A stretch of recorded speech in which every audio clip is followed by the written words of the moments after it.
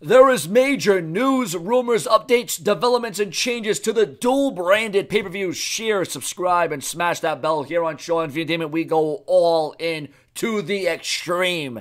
According to the Wrestling Observer, the newsletters, the dirt sheets, the websites, and remember to like my official Facebook fan page, donate to Show Entertainment, and another pay-per-view change that has not been confirmed yet. There's a belief within WWE that the former B shows will be increased by 1 hour to include a 4-hour pay-per-view extravaganza with 2 matches on the 1-hour kickoff show. One of the main reasons for the increase likely has to do with the fit top stars from both brands on one show. The Observer points to how the biggest complaint within WWE is that pay-per-view events have seen the length of the top shows, and now every show will be 5 hours long. And that's a pretty dramatic increase because Raw is already 3 hours. SmackDown's 2 hours. You got NXT. You got Main Event. You got Superstars.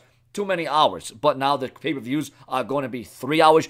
On Raw and SmackDown, you better have a hell of a lot more compelling storylines and angles and backstage antics, okay? The Observer also notes that both shows will be pushing the same pay-per-views each month, and all the top stars would be on it, but one major negative is that a lot of the middle and lower card talents won't be featured on pay-per-views as much, if at all, and less pay-per-views time, less focus on TV. Less focus on TV. What a great idea. What fundamentals behind that? It was also speculated that we may see more stipulation matches on TV that would usually been saved for pay-per-views with some of the mid-card feuds. Another negative could be that there will be title matches relegated to pre-shows, which will hurt the significance. There also could be more multi-person matches as a way to get top talents booked on pay-per-views. More matches on each show, meaning rushed matches, less spots for non-title matches.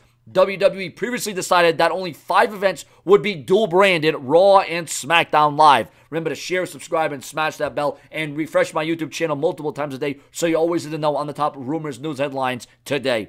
The Royal Rumble, WrestleMania, Money in the Bank, SummerSlam, and Survivor Series, but the belief, and they will be all dual-branded, that's the 5. But the belief within WWE is that the announcement will be the end of brand-exclusive pay-per-views on WWE.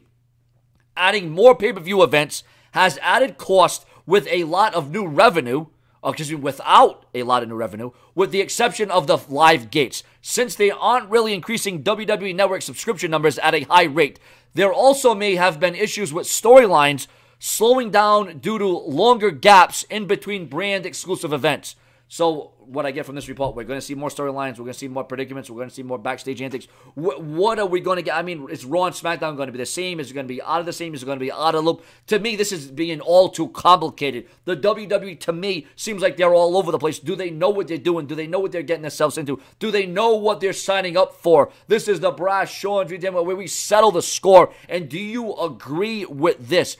The Observer notes again that both shows will be pushing the same pay-per-views each month, and all the top stars would be on it, but one major negative is that it's a lot of middle and lower card talents won't be featured on pay-per-view as much. So you put more focus on pay-per-view on the main event guys, the top guys, and then maybe this will be a good strategy. Maybe this will be something that the WWE can adapt to. Maybe, build up the lower curtain jerkers, the mid-carders, make the Intercontinental title relevant, make the United States title relevant. This could have huge positives to it. Let's call a spade a spade. This could be a monumental move and adjustment. I'm not going to, heat on it. I'm not going to talk bad about it. I'm not going to talk down about it. I'm not going to look down on it. But we're going to see where it goes. We're going to see how the WWE progresses, and we're going to see if they impress. Viewers and subscribers, your comments and your opinions, and more to come from the Brash One. What do you think about pay-per-view developments? What do you think about the changes to WWE? What do you think about more championship predicaments happening on Raw and SmackDown Live? Do you think that this is a good idea? More to come. Subscribe.